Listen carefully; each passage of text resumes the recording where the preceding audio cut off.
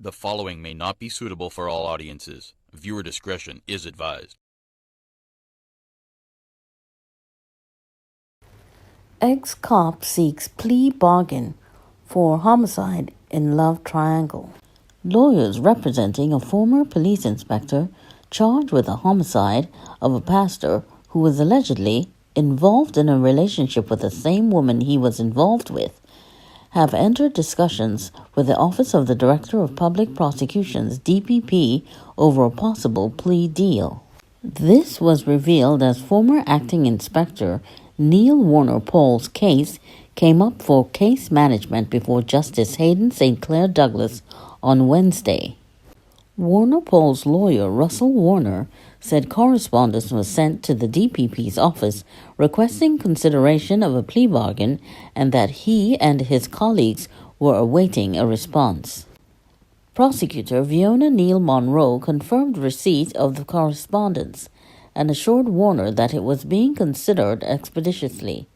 Warner Paul is accused of the homicide of Pastor Brian Pierre on August 31st, 2008. According to reports, Pierre, the founder of Living Kingdom Christian Center in Couva, went to LeChance Road in Malabar Arima to pick up the woman, who was also a police officer. He was allegedly attacked by Warner Paul and shot 7 times in the chest. The woman escaped unhurt. Warner Paul is also being represented by senior counsel Pamela Elder. He is expected to reappear before St. Clair-Douglas on February 23rd. Caribbean Airlines plane windscreen cracks in mid-flight. A technical issue forced a Caribbean Airlines flight to be diverted to Norfolk, Virginia, in the United States of America this morning. BW 520 departed Piarco at 11:48 p.m. and was en route to New York's John F. Kennedy Airport when cracks developed in the jet's windshield. 111 passengers and crew were on board. Data from flight tracking website FlightTrader24.com shows that at about 3:34 a.m., the aircraft slowed from 427 knots to 309 knots and descended from 38,000 feet to 27,000 feet in the space of 8 minutes. This is most likely as a result of crew action, as this is a standard operating procedure in such a situation. The aircraft continued its descent and landed safely at 4:36 a.m. in Virginia. In a press release issued at 11:20 a.m., Caribbean Airlines confirmed the incident, saying, "The aircraft is on the ground at Norfolk and the airline is in contact with all persons affected by the disruption. The passengers have been accommodated and arrangements are being made to get them to their final destinations."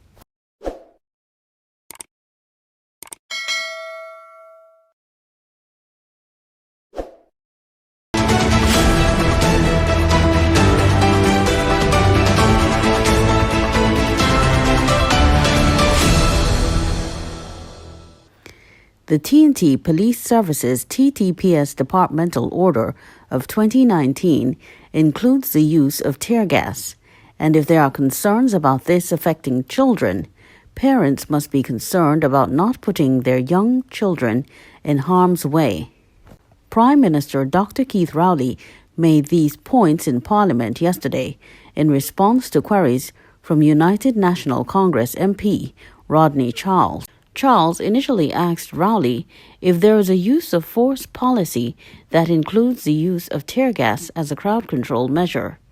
It was an obvious reference to last Sunday's protest by the pushback group and members of some unions at the Queen's Park Savannah, Port of Spain, where many said they were protesting so-called mandatory vaccines. Police fired tear gas to disperse a crowd of about 300, which was said to be unruly hours after the actual event. Police said no permission was granted for the march. Public health regulations also limit gatherings to 10. UNC leader Kamla Persad Bissessar, condemning the tear gas use, had said in a statement that tear gas had not been used in this country since 1975. A video had shown a father flushing out the eyes of both his sons with water after they were affected by the tear gas in the Savannah event. Yesterday in Parliament, Prime Minister Rowley said if Charles was serious about the use of force policy query, Charles would have known that in the police service there is and has been for the longest while a use of force policy which includes the use of tear gas as a crowd control measure.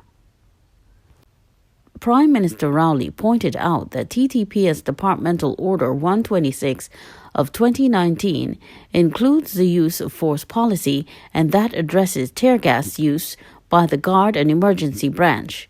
Rowley added that Charles must know that, but Charles was only seeking to engage in misinformation and mischief. Charles asked if the order took into consideration the presence of children, the elderly, and passers-by before use.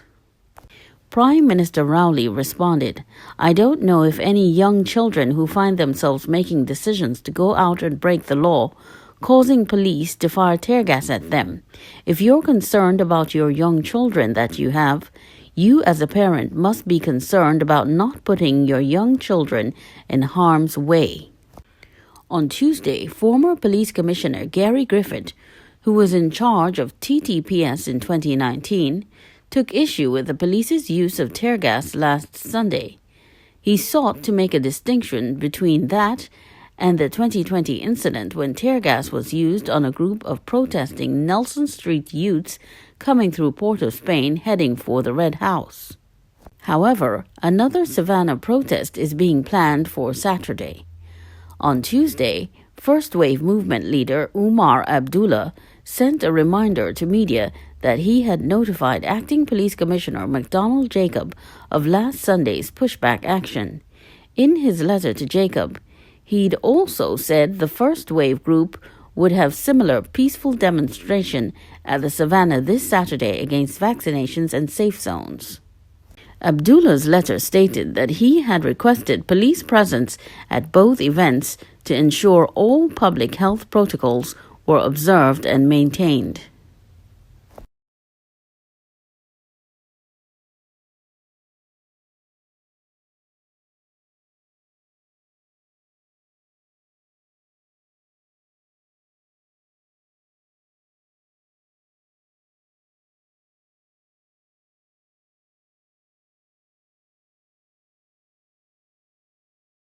The police are being prepared here now to detain some of the protesters.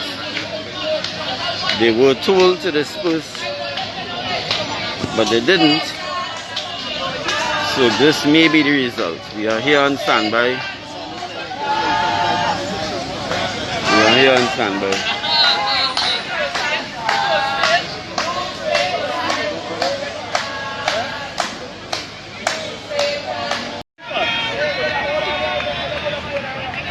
Police are seen advancing forward here.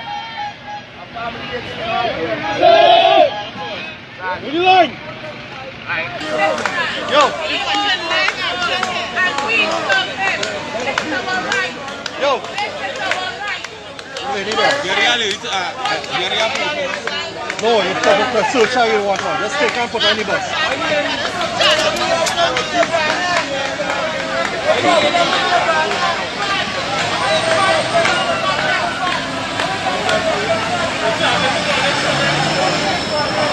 Right there,